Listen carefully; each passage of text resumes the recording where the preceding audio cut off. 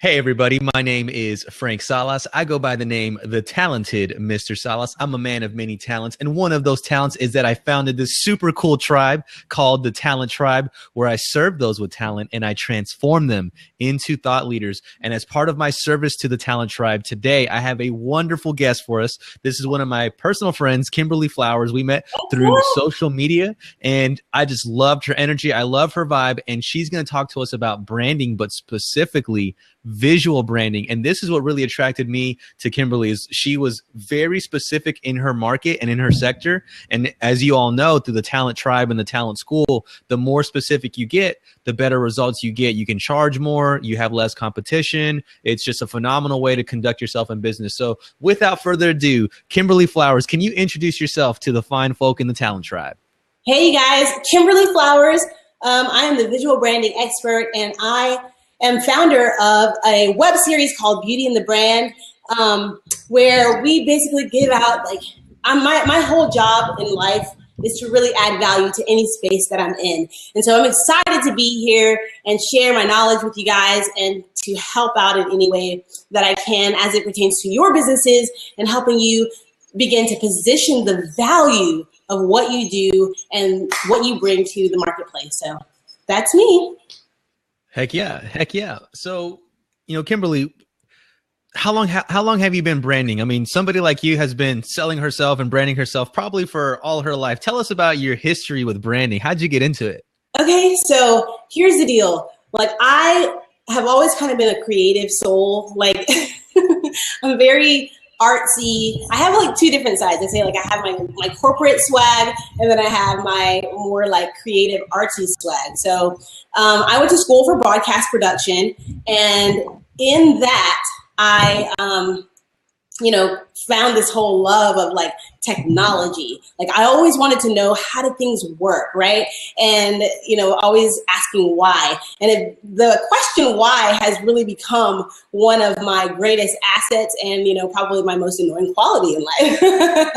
So I'm always asking why, and I'm always trying to figure out why things work the way that they do. So love technology, always have loved technology. And so I began to focus a lot of my attention in programs and, messing with technology, cameras and audio equipment, and figuring out how all those things work together and how I could create something. I love taking what can started out as an idea into a tangible reality, right? And so that was my love for visuals in the beginning. And so I went after school.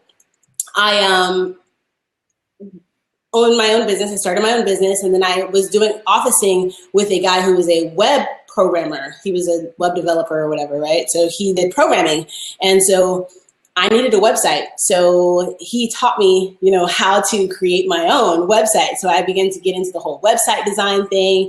And from that, so I started in marketing. I went from broadcast production to marketing to website design to motion graphics to graphics to motion graphics, and then back again to video, and then from there into photography. So, I was wearing a lot of hats, and the question was posed to me, as I was trying to think about okay, because I was kind of working as a freelancer. So I was kind of doing a lot of different things all in the creative space, but I really wanted to figure out how can I bring these things together and make, focus my attentions and my skill sets, right? And so I was doing some fashion stuff too. We were doing fashion shows for people. So the question is posed to me, what is it that people ask you for the most when you're trying to figure out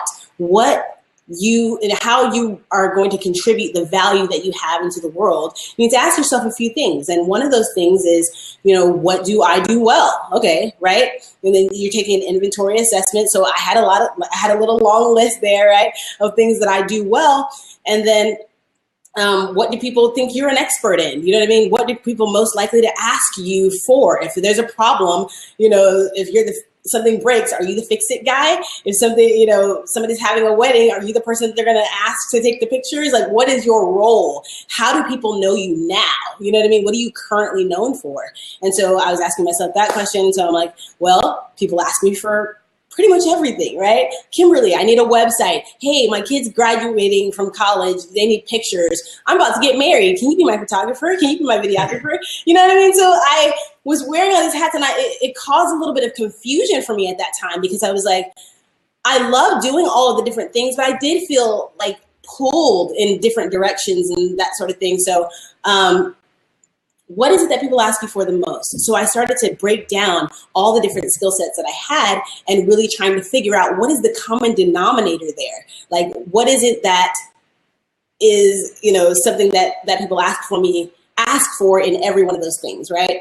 And so I was in a branding conversation with another branding expert, and she, kind of focuses more on the communicative side of branding, helping people get clear about their target audience, their messaging, and all that kind of stuff. Very important stuff. So she's talking to a photographer, and we're at his studio, and he has an awesome studio, like really big, and has got all these different scenes and stuff like that. And he's talking about how he's going to scale down because the market has changed, because he's a portrait photographer, like a family portrait photographer. And so, with iPhones and all this stuff, now we are very satisfied from a personal standpoint, to just taking personal pictures of our family and our kids and all that. The iPhones seemed good enough. And so his business was suffering dramatically. So he's looking to scale down, and he's talking to my friend about that business and trying to figure out how he can reposition his business so he doesn't have to lose it completely, right? And so she tells him, that it would be a good idea for him to start focusing on more of a corporate audience and really start to, because corporate audiences, we still maintain this level of excellence. Like, I don't care what it is. If you're going to create pictures and things that you're going to put on websites and things like that, you need to be of a certain quality and sharpness and all that stuff, right? So she's telling him, position himself to that different target market, right? And so she used the word visual branding, and immediately I had an epiphany. Like, it was a life epiphany. I realized that in that moment, that was a common denominator that everyone was asking me for. Kimberly, help me visually brand myself, position me as valuable to the people that I want to serve, right? And so thus visual branding was born, and I, built a company out of that. And so I continue to serve people in that capacity, and I love it. Love serving people, love adding value to people. So that's that. That's phenomenal. That's phenomenal. With your visual branding. Hey, can you turn on your volume a little bit? We have a little bit of a feedback. Yeah, absolutely. Just a little bit. I'm going to turn mine down too, just in case. Is it still feeding back? It could Test be 1, 2, 3. On this thing. Let me try to put it on here, okay? Cool, yeah. It's actually on the...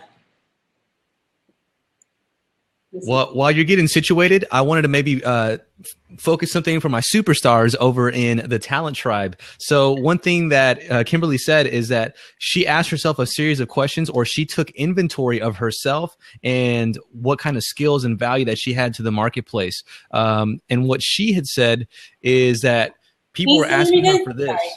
Yeah, no, we're good. We're good. And what she said is she was looking for what people were asking her for already. And that exact phrase is in day one of the talent school. When someone comes to me and someone's like, Frank, I want to work with you. I want to go through your process. I say, great. You got to go to the talent school first. You got to get educated on this. And the very first slide is, what is your value to the marketplace? What are people coming to you with now? What are you an expert of? And that's amazing to just hear you say and walk us through that process. So you got clear on what your value was to the marketplace. But before you got clear, you had to throw it all out there. Then you had to narrow it down, then figure out what are people reaching out to you for, and so on and so forth. So that's phenomenal. I wanted to focus that I actually teach on that is that you take what do I do well plus what do people ask me for most often minus what I do not want to contribute, because not everything that we're good at is what we actually want to contribute to the world. So I found, even in my own life, that was a little bit of a barrier that I had to get over too, because I thought my responsibility was to give all of everything that I was good at, but I happen to be good at a lot of things, right? But just because you're good at something doesn't mean it's the best use of your time, right? So you take what you do well, what other people are asking you for, and then you subtract that with what you do not, that you don't really want to contribute to the world, and then you can find your true value to the marketplace, So, yeah. Boom. Boom. I love that. That's phenomenal. So, okay, now we have this term visual branding because people are coming to you with videos and photography and you're in the branding sector. So you wanted to merge that and you had your formula and you found that out. What's the next thing that you did for yourself? So you found your value, you worked out what you were going to do specifically, and you were still getting all these people. Did you turn down wedding photos? Did you turn down things that, were out there? Talk to us about that process. Yeah. Okay. So once you discover what makes you valuable, and again, a lot of people can tend to misplace this idea of value, like what makes you valuable, and we can associate our value with what we do and not with what we know. And really that is where the true value is, and so understanding that your value isn't made up of a bunch of things that you know how to do. You know what I mean? Those are learned skills. Your value really comes from a place of, what you know. You know what I mean? And so building a business around those values, those true values, is what's really important. And so did I turn down some things? Yes, because I realized in that moment, visual branding for me, is really about the value that I bring to my company. The value that my company brings to the world is not just creating stunning, cool looking, awesome stuff, right? It's more than that. It's really about understanding people hire me because I know how to show them how to position their brand as valuable to someone else. So a lot of times we focus so much on, wanting to be profitable. But at the end of the day, you cannot be profitable, people, unless you are first considered valuable to the people that you want to serve, right? And so we're talking, I framed this whole conversation around being a person of value. Being a valuable person is really where you want to focus, and being a valuable business. Because if you're valuable, people find you of use or of worth to them, then you will always have clients. You will always have a place in the world, right, where people are in need of your services and really want to do business with you. So, yeah. That's great. That's great. Okay. So when somebody comes to you, like let's say me, for example, I'm the talented Mr. Salas. I have the talent tribe. I have the talent school. I have the talent show. I have the talent academy. It's got a nice, it's got a certain vibe to it. I wear suits. I'm always on rooftops. I'm smoking cigars. It's got a certain vibe to it. So, and that's just me though. Like that's just my personal, quote unquote brand. And I'm, conveying that towards the masses and on social media, and I'm getting myself out there. What can somebody like myself do, or maybe somebody who's listening to this do, who has a brand already, to make themselves more important, to make themselves have that perceived value, to make them visually stand out amongst the competition? What do those steps look like? So this is about discovering a lot of what you're talking about, your style and the things that you have and all those things that, build the brand that is you, right? And that is your company. This has to do a lot with, this is the makeup of understanding your visual brand identity, or your brand identity, right? And so what is brand identity all about? Brand identity is like your fingerprint. It's your signature to the world, right? And when we're talking about understanding your identity, it comes in different forms. It comes in, maybe your suits, kind of like that's your, it comes in the visual things too. It comes in the visuals and the communicative side of things, like how you're communicating. Maybe you use a specific word a lot, and when people associate that word with you, like for visual branding, you may not hear visual branding a whole lot, but when you think of visual branding, you'll be thinking, oh yeah, Kimberly Beatty and the brand, you know what I mean? And so this is that whole establishing your brand identity. So it comes in the, repetitive word usage, communicating certain words and stuff like that, framing a conversation around a specific point.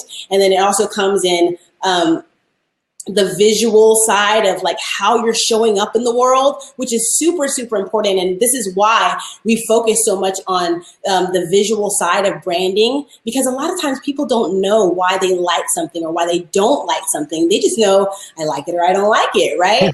But, you know, as a visual branding expert, it's my job to know why people like what they like and to show my clients how they can start to position themselves to attract the kinds of people, not just to attract people, but to attract the kinds of people that they really want to work with, their ideal client, right?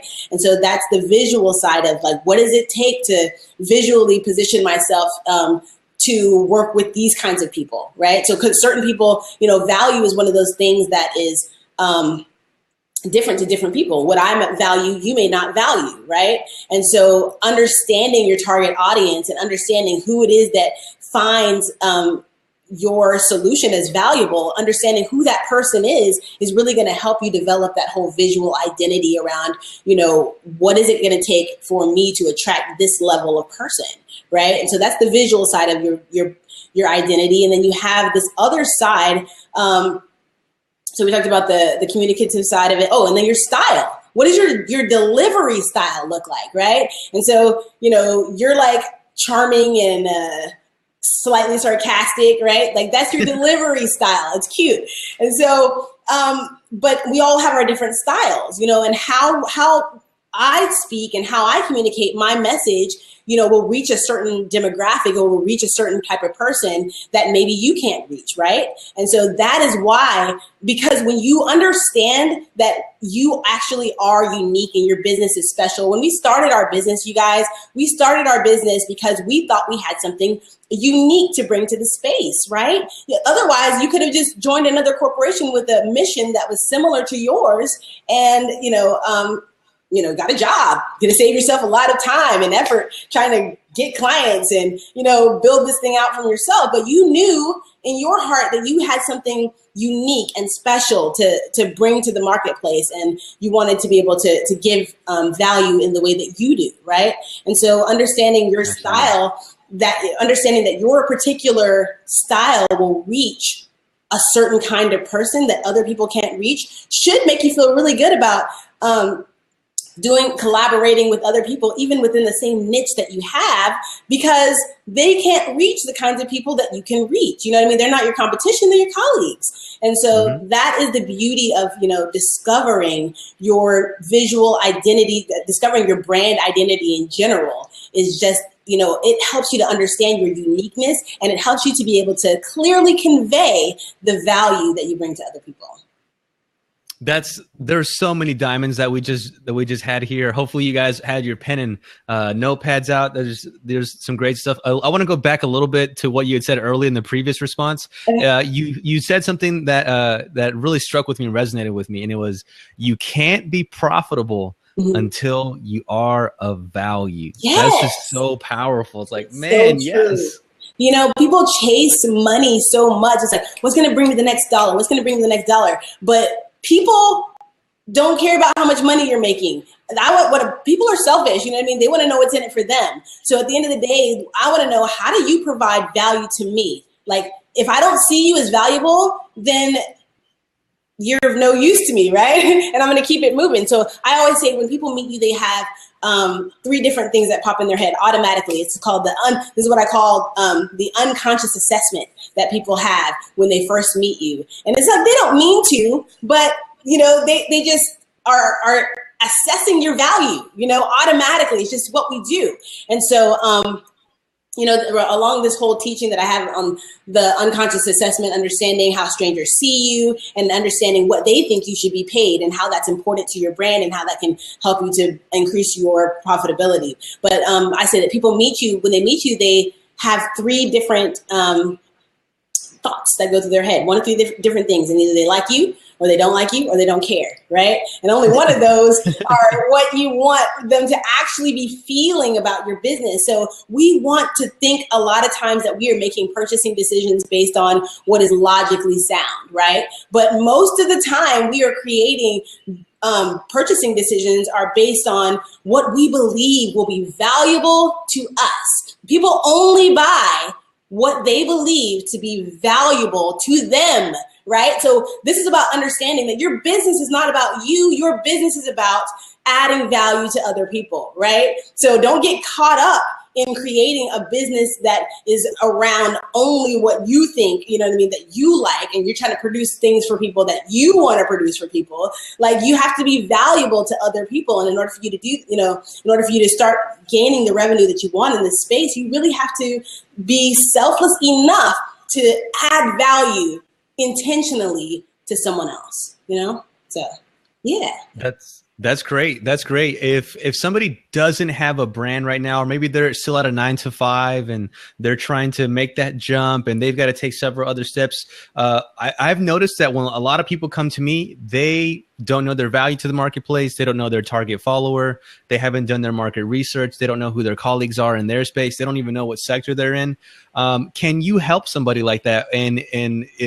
Either way, can you maybe guide that person if they don't have a brand and they're thinking about taking whatever subject matter expertise that they have and going down that path? Mm-hmm. How can they get started to brand themselves, to really just even contemplate, what is my message to the marketplace? What is my visual, if you will, to the marketplace? So you're saying, like, they know that they want to add value in some way, they just don't know in what capacity? Is that what you're saying? Or they know maybe they have they have a few ideas in line, but you know, they're just like still like, because that's so unknown and it's not safe, mm-hmm. they're going to naturally gravitate to their 9 to 5 that they hate, that they mm-hmm. don't like, you know, going to, and it's causing a lot of stress in their life, and they have, you know, scarcities and so on and so forth. Yeah.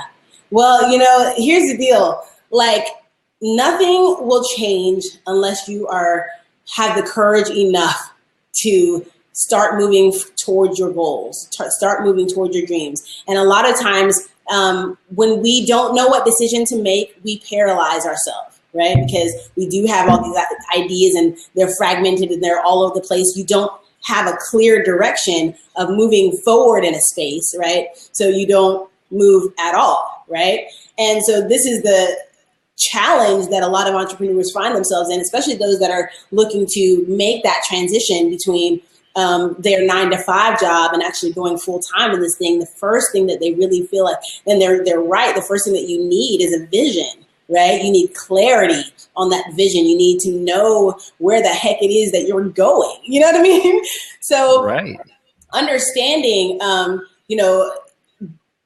understanding what you do, like the value that you want to add, is the first step, but also gaining clarity about, like, how do these pieces fit together, you know, is the next step that you want to take. And I definitely do some branding coaching in that way. I love this whole opportunity that I have to meet with, because here's the deal. You guys are brilliant. You guys are awesome, and you're amazing, and you're brilliant. I've talked to like hundreds and hundreds of entrepreneurs who have these amazing, you know, brilliant ideas about their business and about their brand, but they just like, they get stuck on fragments, right? So this is about understanding, how do we put these things together, right? And then how do we form a brand? So here's the thing. I always tell my clients, look, I'm not here to tell you you can't do what you have in your heart to do. You're going to come at me with 100 different ideas, and I'm not going to tell you can't do them. But here's what I am going to tell you. I am going to tell you that you need to start right now deciding which of these ideas are you going to implement first. Right? Not at all, but this is about understanding that there is a sequence to accomplishing things, right? And you need to decide, okay, so this is going to be my focal point for this season. And then we're going to move into this other area and this next area, right? So then you create a path that you can actually walk down and that you can actually start to see the benefit of, as opposed to starting in little pieces and areas and then realizing you feel like you got nothing done at the end of the day. How many of us have been there, right? So definitely, gaining focus when it comes to building out your brand is definitely the first step. And then understanding, here's one thing I love about business. What I love about business is that it requires you to grow. as in your personal development space, right? Owning a business requires you to get to know yourself, right? When we're talking about this whole idea of visual identity or branding identity, right? Understanding who you are matters because you can't convey your value unless you know your value, right? And sometimes a lot of people you don't even realize how many people don't know themselves. So they're coming into these discovery calls and they're coming into these branding conversations with me and they're realizing, oh, wow, I didn't even know, you know what I mean? These things about myself, these things about how I even want to contribute my value. I thought I had to do this, but when I realized that, you know, I'm not limited to what other people think are my talents and my skills. And, you know, when you're talking about this whole idea of like, what do people ask you for the most, right? Sometimes we can get trapped in that because you think I'm good at this, so I must need to go down this path, you know? And Brendon Burchard actually tells an awesome story about this one lady who was, she was a speaker and she had a sister who died and her sister committed suicide, right? And so she went on this whole thing of she wanted to empower women and she wanted to like, you know, tell them that they don't have to go down this road. So somebody told her, you know, this is your message. You got to tell people this, right? And so she went out and she started building this whole brand and she got to Brendon Burchard and she's talking about, you know, her experience and what led her to this point. And she come to find out she hated the brand because every time she got on stage, she had to relive this moment, this horrible moment with her about her sister. You know what I mean? And the truth is she never wanted to talk about death. She wanted to really just empower women and talk about life and give life to other people. And, you know, it wasn't so much about helping people understand that they don't want to die, but that they have something to live for, right?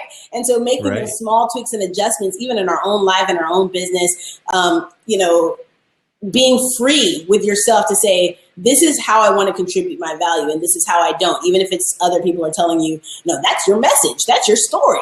So this is how I help people get clarity. So, you know, I do have a lot of energy and stuff, but like, this is how, you know, this is how breakthrough happens when people start to actually dig into their own lives and into their own businesses and brands and trying to, you know, figure out like, what is my next step? It starts there, you know, and then you create a sequence, a path to say, okay, this is how we're going to get there. You know what I mean? A lot of people just need that leadership. You know, and so as entrepreneurs, we provide two different roles of solving problems. One, we provide help for those who already have a vision, right? They just need some help getting there. And then you have those who provide leadership for those who, you know, don't have a clue.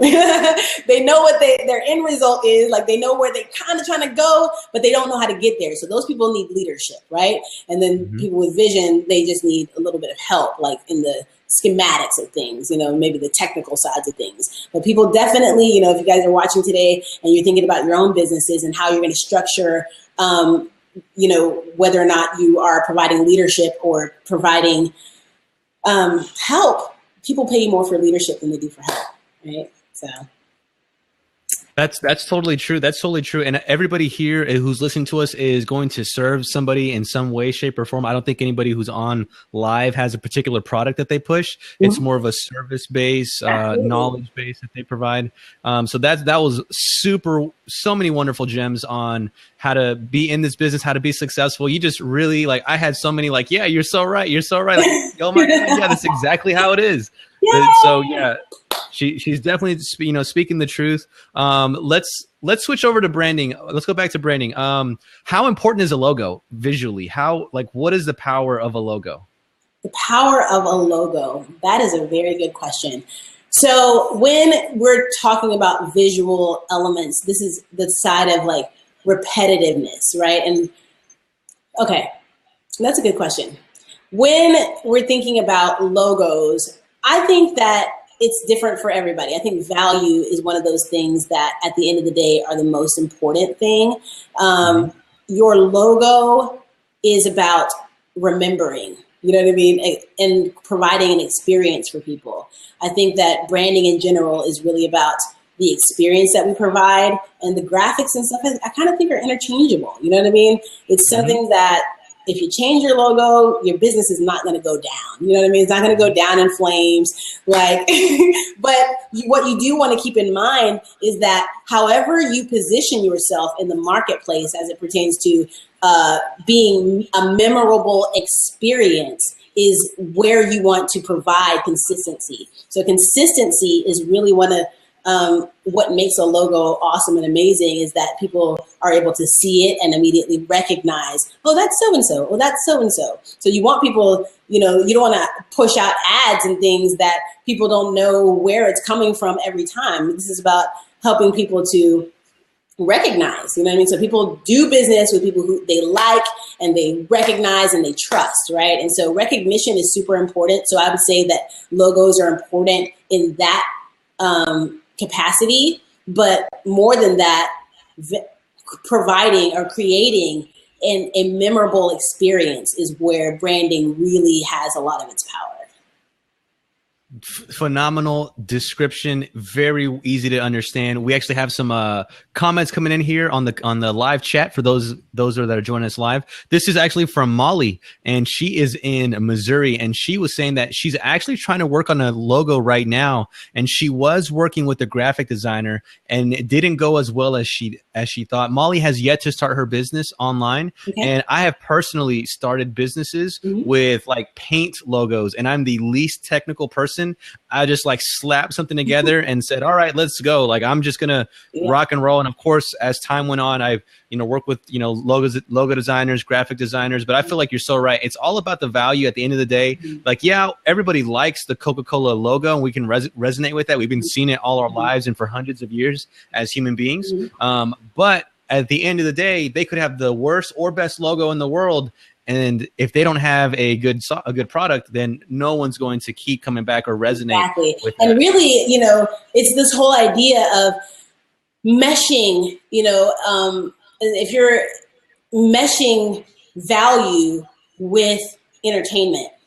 You know what I mean? We are business owners, but we're also kind of in the entertainment space to some degree. Definitely. Audiences these days are just selfish, you know what I mean? And that's okay. Like, we're asking of their time. We want them to spend time, so they want to know what is the value to them. And so because of that, it's important that we understand what the expectation is from us as business owners, so that we're able to provide value in the way that they need it, right? And so what do they need? They need value, and they want to be entertained too, right? They don't want to be bored. People can only retain, I say, so much boring information a day, right? If it's boring, I'm checking out, I'm out, you know what I mean? So that's how I feel. I mean, I love to be like, I literally intentionally surround myself around a lot of teachers because I love to learn. I believe that being an entrepreneur is a lot about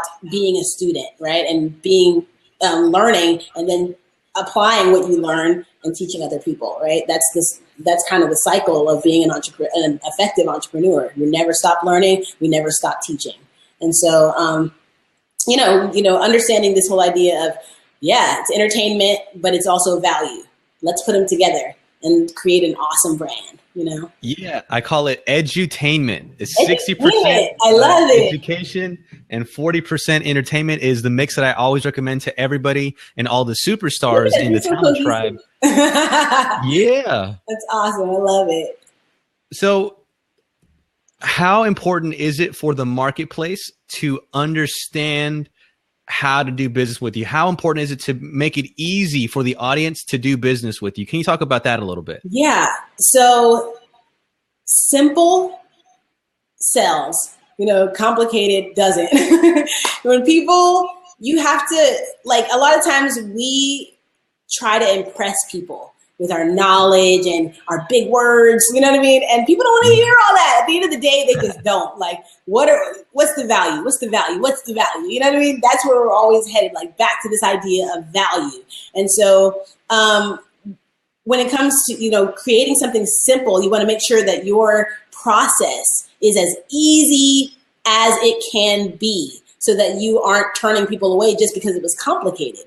Like, I don't know how many times people, you're looking at their website and they're not getting as many sales because the cart process was complicated and they couldn't get to the part, they would have bought the item or whatever, the product that it is online, but because of the process to buy it was complicated, you lost a customer. You know what I mean? So this happens every day, you guys. So simple sells, and complicated doesn't. So just kind of keep that in mind, and simplify your life and simplify your business structure. Even on my website, I was like, dude, I'm not trying to have a bunch of like thousands of pages of people to kind of go through all this stuff. Like, what do I want them to accomplish? Like, what do I need them to do at the end of the day? Is it adding value? Is it generating leads?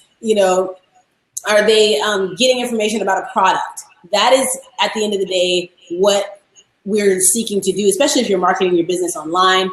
Then keep it simple, Keep it simple. That's great stuff. Absolutely great stuff. Now, I'm in marketing, so I'm in growth hacking actually, but I focus in marketing and growth hacking, people's business through marketing. You and I have very similar but completely different roles of serving an entrepreneur. Yeah. And 99.9% of the time when I meet somebody, the same thing.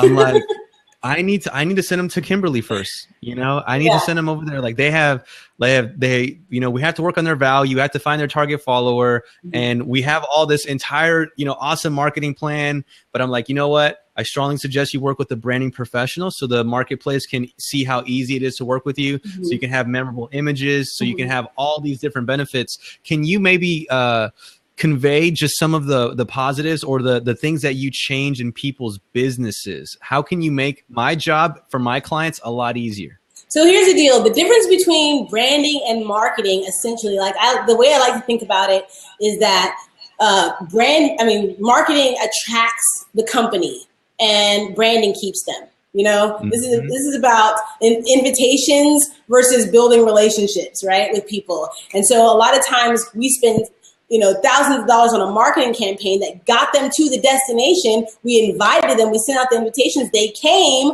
but if they didn't like where they landed, you still lost money, right? Because they're out of there so quickly, you didn't even get a chance to convey the message, right? And so I don't know how many people fall into that trap. They think, my next step is marketing. I got to get the word out there. Like, this is my thing. This is what I'm doing. Cool. Let's get the word out there. Let's start telling people about it. But then when they land on this weird space that I don't trust with my credit card, you know what I mean? Then they're out of there. Like, it's like, oh, okay, I guess this is a very serious business, or this isn't, this is not what I'm trying to spend my time, or I don't find it valuable, right?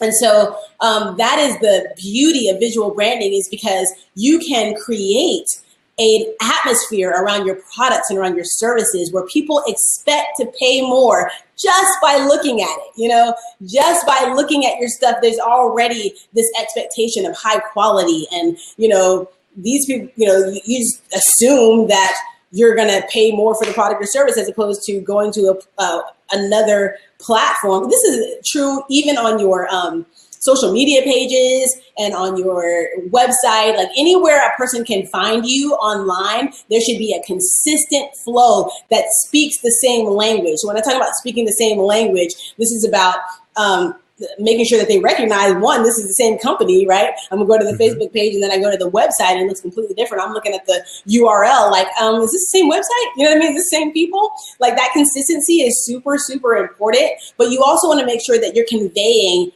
a consistent message. So, you and I were talking about earlier, like, a lot of people not realizing that they are conveying mixed signals, mixed messages when they are doing business with people. So if I'm, shooting a video and I'm telling you that, I can help you to change your life and begin to gain more wealth and blah, blah, blah, blah, but the space that I'm shooting in the background looks like I'm in a hole in the wall and in the dark, you know what I mean? Then that's a mixed message. People are going to be like, well, I hear ya, but I don't see the value. You know what I mean? I don't see the value. And so we are an optic generation. We are in a world of optics. Like, people love to be, they don't want you to tell them how awesome you are anymore. They expect you to show them Show them, show them, show them. And you will have followers, and you will have, this is about attracting the right kinds of people into your space. And so that's what branding does. That's how we help people,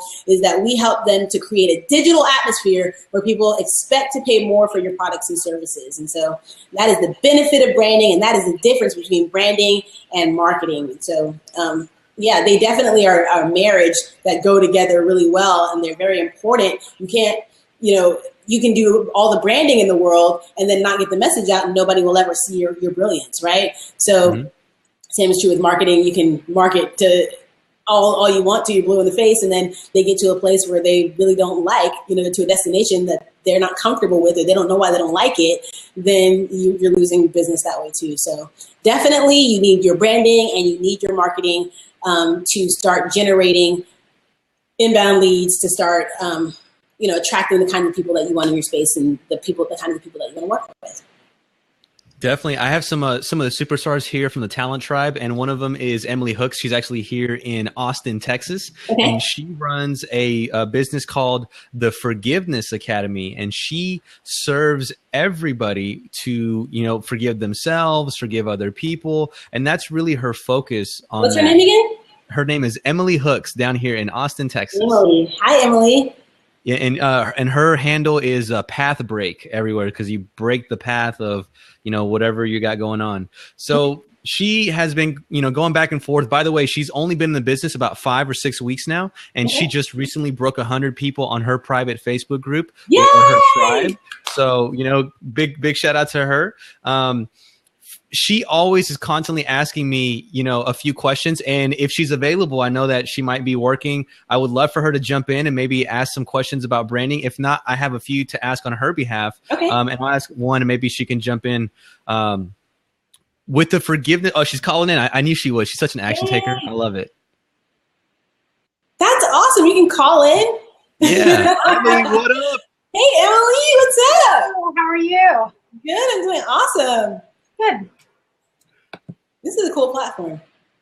Yeah. So Emily, tell Kimberly a little bit about the Forgiveness Academy, kind of what you have going on right now, and where your challenges are with branding. Okay.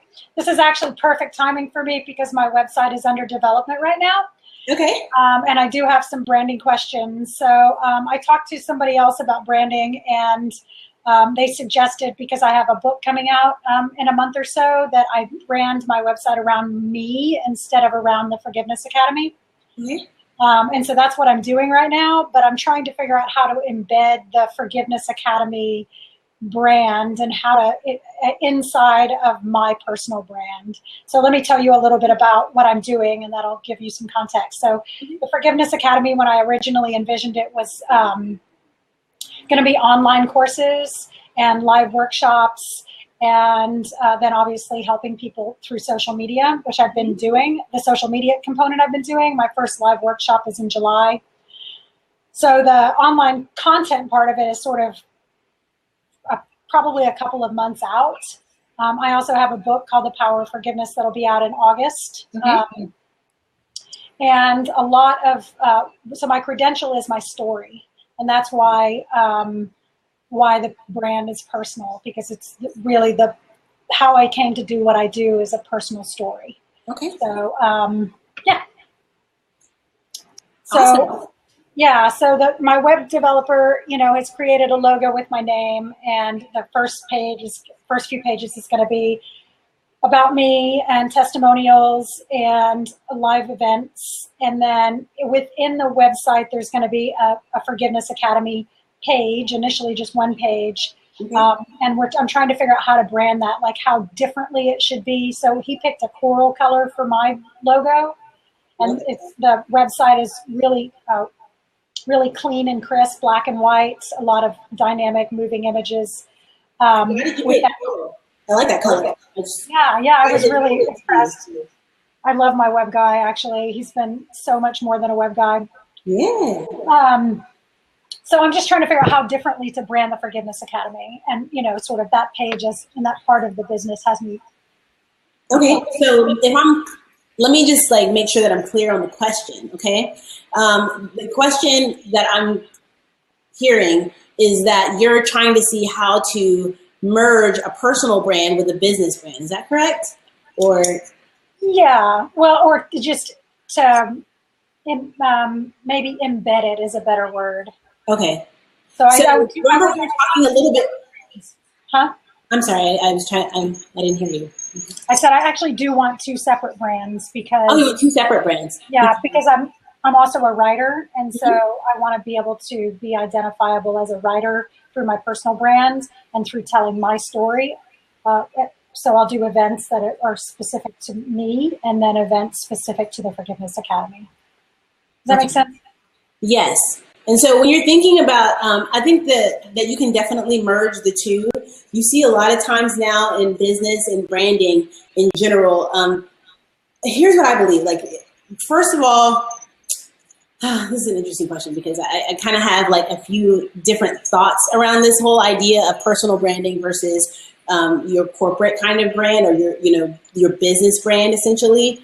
But they're this. On one hand, when you're building a company brand, you want to make sure that whatever you're building is sustainable past you, right? Meaning that it can live on without you. You know what I mean? Or, and that is like, it really depends on what you want for your company. So there are some that feel like, I'm trying to build something. I'm creating a foundation that I want to be able to walk away from and it still be running without me. So building a personal brand a lot of times can limit that process because you are literally like the face of your company. And so there are some advantages and then there are some disadvantages. So the advantages are that when you're building around a personal brand and, there's a word that I can't think of. When you're building around this whole idea of a personal brand, you get a lot of engagement because people connect better with people than they do with faceless companies, right? Mm-hmm. And so people like to engage with personality.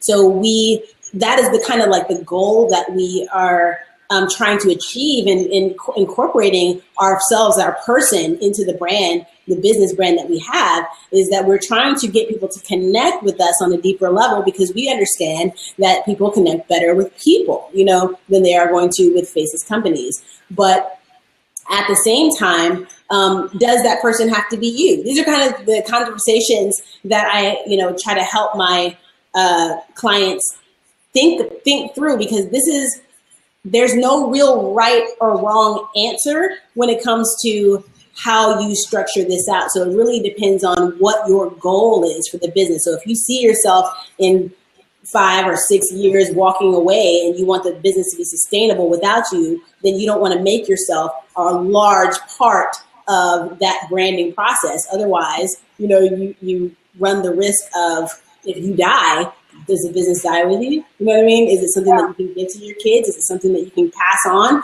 And so those are the benefits. So I like to do a kind of a combination of both. So for me, even in my own business brand and stuff like that, like I do kind of a combination of the two. So one cool idea, maybe I hope this helps you, is to start thinking about doing some co-branding, right? And so how do you start connecting people to how do we connect people to a business? You connect people to a business by connecting them to people within the business, right? And so maybe taking some pictures of other people and friends and, to kind of have this whole feel of a movement being started through your brand that is, again, just kind of symbolic of you saying, this business is not about me, it's about what the value that I bring to you. You know what I mean? So you can incorporate yourself into that as well, because we want to still see your personality. We want to, because people want to like you. They want to feel like they know you. They want to feel some sort of connection to you. But at the same time, incorporating other people is a great way for you to be able to bow out when you need to, right? And start to maybe push somebody else as the primary face of your company. So those are just some things to think about. I hope that helps you out a little bit, considering that whole deciding how to brand yourself. Yeah, no, it helps a lot actually, because it's the Forgiveness Academy part of it. I'm trying to figure out, so the fact that I should incorporate other people is really helpful.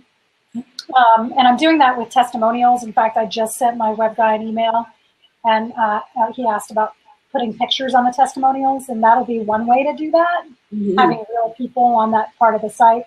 What do you think about how different should the brands look, like from a sort of an aesthetic perspective? Do you have an opinion about that? Maybe. It depends on, because there's no right or wrong answers to some of these questions that you're asking. They're great questions, by the way. So my thought process is really back to what are you trying to accomplish, right? And so are these brands, like, is one of them an umbrella brand for the other one? So that, to me, would make a huge difference in deciding whether or not to go with a more cohesive or compatible look. If they're similar, if they're going to be feeding off of each other, then yeah, I would say that, maybe you take one of the accent colors and make it the bold color in the other one, and then kind of change it up like that, like maybe some subtle differences. But if they are completely separate brands and they do completely separate things and you really don't want to tie them in too much to one another, then I say go for a completely different look. If this is going, and it depends also on who you're trying to attract. So if you're trying to attract one target audience with this particular brand, and your audience for this other brand is completely different, then the look needs to be completely different, or it's gonna be a natural kind of course there, but it's probably gonna look a lot different depending on who you're serving, who you're looking to serve. Does that make sense?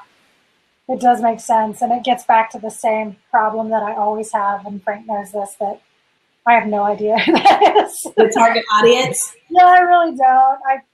Everybody asks, and I'm just like, I can tell you I've made a profile and it's a pretty good guess, but. Well, let me ask you this. Why are you doing the work that you're doing? Why is it important to you? It's based on it's a personal mission to, help people understand the power and purpose of forgiveness. Okay. And where did that come from? Where did that derive from? Why forgiveness and all other things that you could, help empower people? Why is forgiveness important to you? Because I used forgiveness in my own life to transform it from a place of basically being destitute, almost dead and homeless. But I went through the process of forgiveness, and I studied spiritual texts and religious texts, and forgave everyone in my life systematically. And why was that important to you? Why did you need to forgive them? Because I felt that the non-forgiveness was what was causing me to suffer so much. Okay. And so now you're realizing essentially that this whole idea of being able to forgive somebody will liberate you to fulfill your purpose even more. Is that what you're trying to say? Exactly what I'm saying. Okay, so when we're looking at that, I'm sorry, what did you say? I said I brand forgiveness as an act of self-empowerment. Okay, so this is why I always say ask yourself why, right? Why we're doing this work that we're doing. So it is your philosophy or your belief that people are held back by their own forgiveness in business and in life, right? They're unable to move forward and tap into their true potential when they are harboring this unforgiveness. So it's a limiting thing. So when we're looking about who's your target audience, there are probably some people who have been done wrong in some way or form or fashion. They're feeling cheated. They're feeling, taken advantage of, and they are unable to get over some of those hurts in their life, right? And they are seeing the effects of these negative feelings show up in their business, show up in their life, right? Right. And so that is a good starting place for you to start looking at, okay, this is my target audience. They start with hurt people. They are hurt. Why are they hurt? They've been taken advantage of. How have they been taken advantage of? In what capacity? And then, obviously when you think about hurt feelings and stuff like that, there's a wide range there. But these asking yourself why. Okay, so why is it important for me to help this person? What kinds of challenges is this this challenge presenting in other areas of their life? Like, how is it affecting them? Why do I feel like this is important? So this question of why, you guys, and I don't know if you've ever read the book, Start With Why by Simon Sinek. It's an amazing book. And if you haven't read it, you need to do yourself a favor and really get clear on this idea of why, because it will help you to gain a lot of clarity on, even for the smallest things like, who am I talking to? Like, who needs me? And oftentimes you'll find that the people that need you the most are the people that have been through what you've already been through. So start, analyzing also yourself and seeing, where were you in that place of like unforgiveness? What kinds of challenges did you have? What kinds of things, were you feeling? So this will help you to identify your target audience as well, because it's probably you, She does sound like me. Right. And so the thing is that there's nothing new under the sun, so whatever challenges that we're facing today, you understand that there are a lot of other people kind of going through the same thing. So this is the beauty of understanding your target market, because the people that are going through what you went through are the people that are looking for you. Make sense? Yeah, it does. It's very helpful. Thank you. Yeah, absolutely. You're awesome. You're awesome. All right, Emily. Hey, thanks so much for jumping in. We really appreciate you, coming in here. And Kimberly, that was a phenomenal demonstration of value. I always, say you should always demonstrate your value to the marketplace. And like you had said, we talked for, almost an hour about branding and message and clarity and this and that. So I was like, yo, somebody jump in. Yeah. And we were able to, have somebody pop in who had a need, and you were able to give them a lot of clarity. It was very evident. And that was just really great work. I can only imagine the work that you do one-on-one, where you actually get to have more than 45 seconds of information, and to see how you can really serve her. So that was a lot of back and forth. And Tracy Cooper at Resume Workshop, she said that is a lot of value. Tracy, are you in a position to jump in very briefly? I know we're about to run over time, and I want to really serve the Talent Tribe a little bit. And I know Tracy is somebody. Yeah, jump in, Tracy, real quick. If you got some time, click jump in. Kim, if you got to go, say, hey, No, I'm chilling. I'm good. Cool. That was great work. I definitely felt a breakthrough. And then breakthroughs bring other breakthroughs. Yeah, that was so good. Tracy, jump in if you can. If you want to call in, if you can't call in, we have Malicious Mal over here. We also have Joyce, if you want to jump in, or Sterling. I know Sterling is just quit her job. Like, it's been 2.5 weeks now. All right, Tracy's coming in. Perfect. Hello. Hi, Tracy. How are you doing? I'm fantastic. How are you? Awesome. I'm doing awesome. Great. I wasn't prepared, but You look great. You look great. I love you. Yes. But when Frank calls, I listen. Absolutely. So we got to get a jump in. So Tracy has a resume business where she writes resumes for other people, and she goes and she speaks a lot about, to kids, to people who are ex-felons, veterans. I mean, she can help. If you have a need for a job, she can help you get that, and her whole vibe is the Resume Workshop. She does a great job of branding herself personally. If you look at her Instagram, she has a magnet on her car. It's called the Workshop Lady or the Resume Lady. And it's like, you know what she's about. She's got her business cards. Her business cards are cool. There it is right there. Boom. My resume. Love it. Oh, it has a resume on the back. Yes. On the inside. Awesome. That is awesome. Love it. So It's all Tracy, about the brand. So Tracy does a phenomenal job, and she already has her value, her image. She has all this. What I would really like to see for Tracy is for her to raise her prices. Right now, if you go to her Facebook page, it shows on the very top, it shows that there's some discounts up in here in this area. And I'm like, Tracy, we hadn't even got to the discount part. So I really wanted her to chat with you on that particular part right there. So we can help her elevate her brand, charge more, and, get her business to that next level. How do we do that? Do you by the way, do you have any thoughts or anything you want to add to Miss Kimberly Tracy? I know. I'd love to hear what she has to say. Okay. So centering around this whole idea of raising your prices now, I love this conversation because it's a conversation of courage at the end of the day, right?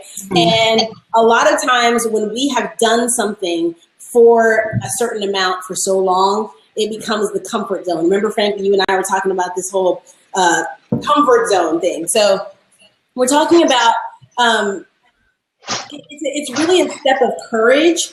And most people don't, like, if you've done something, if I've charged $5 for a cup of lemonade for the last 5 years, and now I'm going to up it. You know what I mean? We feel like we need justification, right? Price justification to be able to jump from one price to another. And so, Carol, I'm going to live. This is one of the things that I teach my clients and stuff, is that really there does have to be a justification, but at the end of the day, you'd be surprised how subtle that justification is. So we're talking about, what'd you say? I'm sorry. What did you say? No. I had someone that was in the room. I put you on silent. Oh, okay. No worries. Did you hear what I said though? No, I didn't. Can you just repeat? I'm sorry. Yeah, absolutely. So I was just saying that this idea of raising your prices is really a courage game at the end of the day. And a lot of times we feel like we need a specific justification to be able to raise our prices. And a lot of times we are waiting for permission from somebody else to say, you know what, you should charge more for that. And not just one person's permission. We're looking for our whole tribe to be like, you should charge more for that. But guess what? Your tribe is never going to say that to you, because at the end of the day, they don't want to be charged more, you know what I mean, for the value that you bring. If you can bring it at the lowest amount, you know, they're going to pay that. Walmart's a great example of that. You know what I mean? Yeah. But at the end, goes back to this whole idea of understanding how you want to contribute value also, right? Mm-hmm. So do you want to be the Walmart of the world, or do you want to be a boutique, you know what I mean, kind of business where you are selling less, you know what I mean, making more and having more time to spend? So this is about lifestyle. This is about understanding what you want for your particular lifestyle and deciding. Like it's really a confidence thing. Like people don't, well, a lot of times we devalue. I was doing another training just yesterday about this whole devaluing like process that we do of things that we've known for a long time. If you have a particular skill set, you devalue it over time. That's just what we do, because it's like, oh, well, you know, it's just something I do. It's like, I've always done it. Anybody can learn it. Anybody can do it. But this goes back to how we were talking about your identity. People can contribute value in the way that you do. What you do is unique and it is special, and how you deliver it. You know what I mean? You are able to reach people that other people cannot. And so the question becomes, who do you want to reach, right? And so if your clientele, if your desire is to free up some more of your time and to begin to, position yourself to work less and get paid more for what you're already doing, then it's time to start having a conversation of, how much do I believe in the value of what I'm doing? So there are going to be some people who drop off of your client list. That's cool. You're going to have less clients, but you're going to be making more money anyways. So this is the whole kind of first thing. And sometimes you have to surround yourself around other people who are willing to ask for more for their value. Right? Because then you start to realize like, oh, wow, like what I thought was high, you know what I mean? Maybe to them seems like a lot lower. So even Frank and I were talking about one of our prices, and he was like, that's too low. I was like, yeah, you're right. You know what I mean? And so, well, what if I actually did raise my prices several months ago, or a little over several months ago, raised them, and then the people started to drop. Okay, here's the deal. I love this. Here's the deal, okay? If you raise your prices because you know that your clients are going to drop, you have to understand when you raise your prices that your target audience has shifted, okay?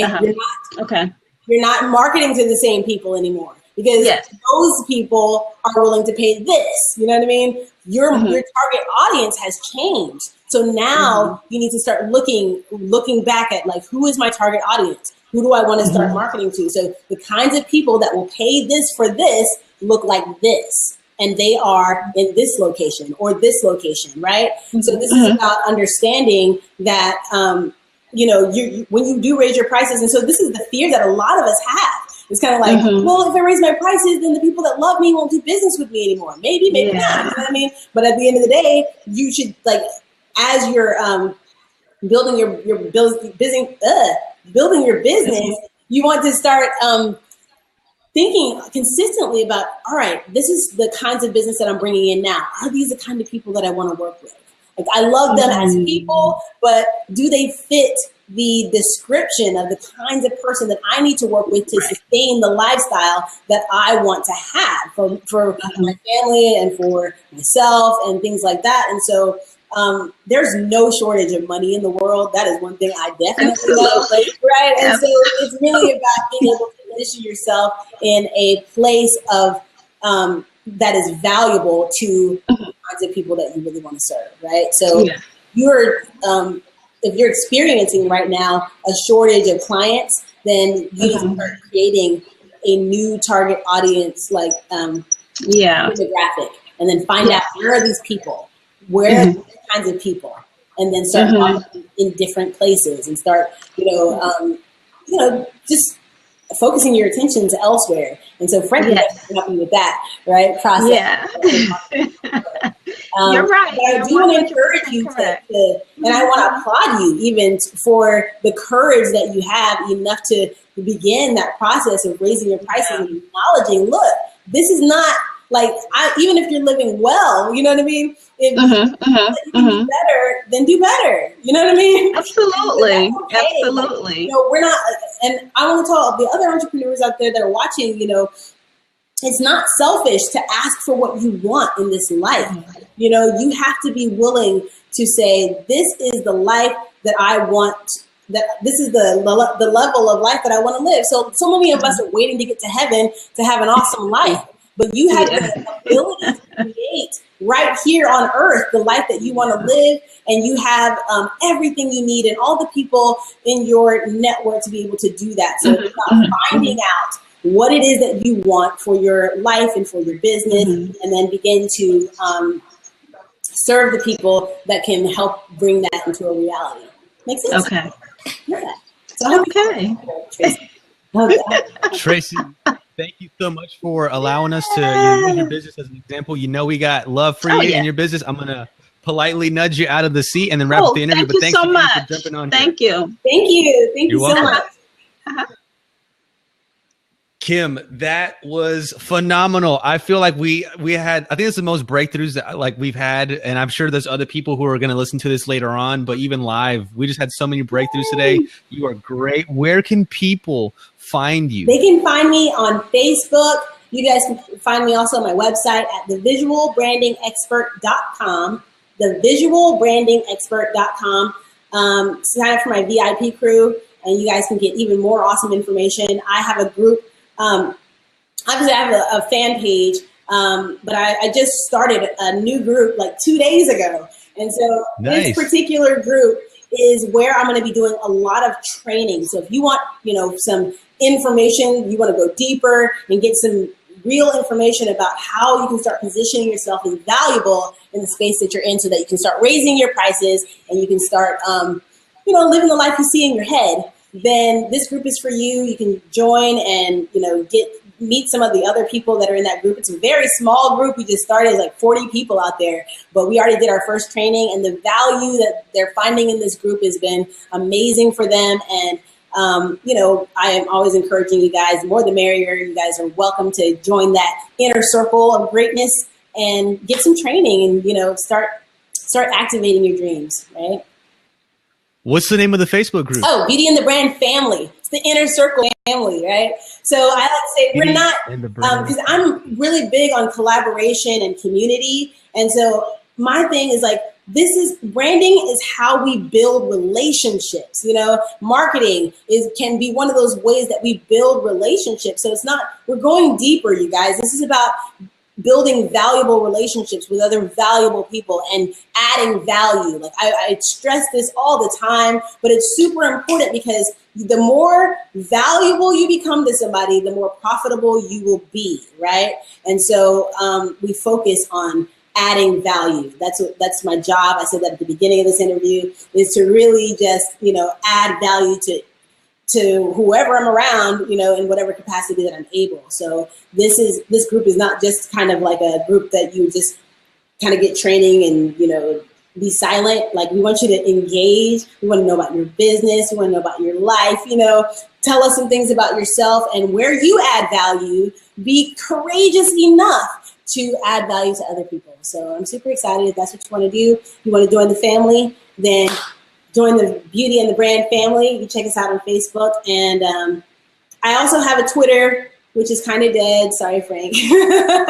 But we're working on it. We're going to work on it, right?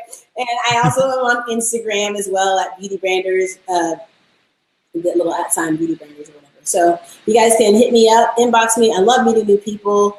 I'm always open to collaboration and community and just really, meeting people, love people. So I want to point out that I had told Kimberly that this was going to be a 40-minute interview, and we've stayed over 40 minutes on top of that. So I want to definitely wrap up and respect her time. But when she says she over delivers and she overserves and she comes with a lot of value, this was a prime example. You not only saw her give one phenomenal breakthrough, you saw her give two phenomenal breakthroughs in two different parts of branding.